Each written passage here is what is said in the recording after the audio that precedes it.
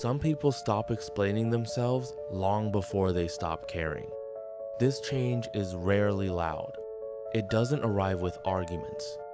It doesn't come with ultimatums. It happens quietly, inside the brain. Psychology shows that repeated misunderstanding doesn't just create frustration.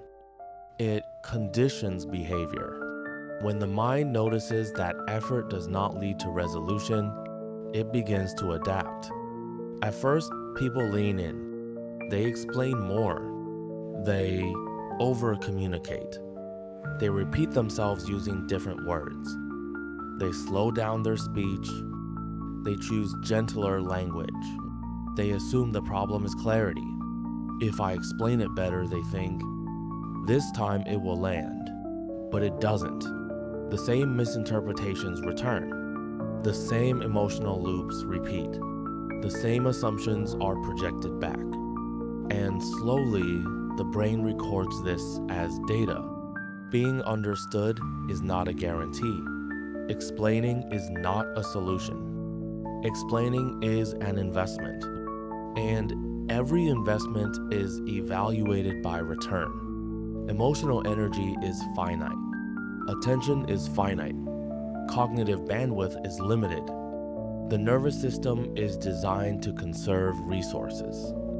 So when explanation becomes a drain instead of a bridge, the system intervenes. This is not pride. This is not emotional shutdown. It is optimization. People often confuse silence with weakness. Psychology shows silence is often the final response, not the first.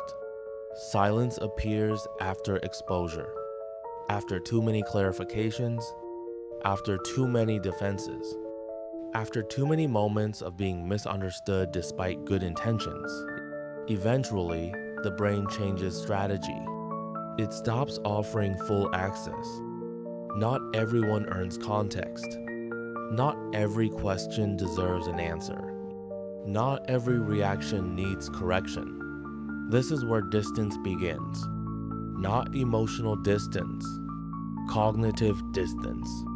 The person is still present in the room, still listening, still aware of every shift in tone and energy, but they are no longer participating the same way. They answer briefly. They stop explaining motives. They observe patterns instead of reacting to them. This confuses people. Others feel pushed away. They feel ignored. They feel shut out. But the withdrawal was internal first.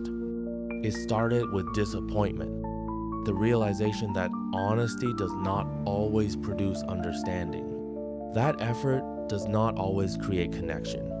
Then came resignation, the acceptance that repeating yourself doesn't make others listen. It only teaches them that you will keep trying. Eventually, resignation evolves into clarity. Acceptance. Acceptance that being understood is optional.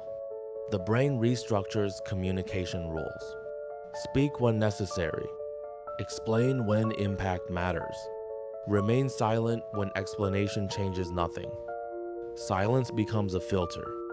Those who can understand without constant justification remain close.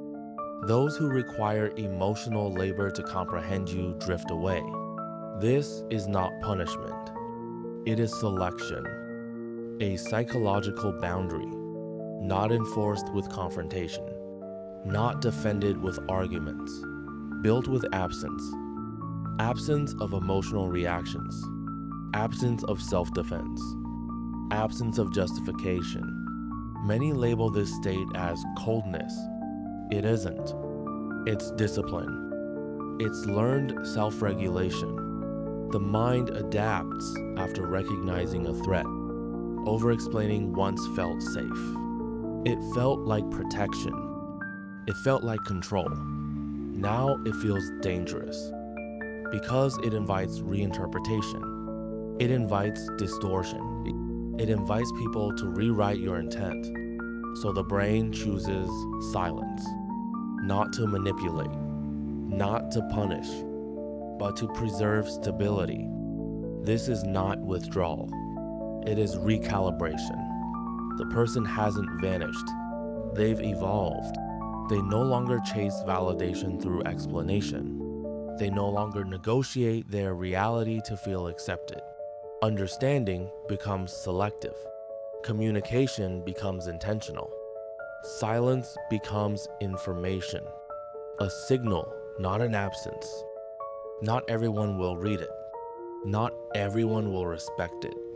And that is exactly how the mind decides who stays.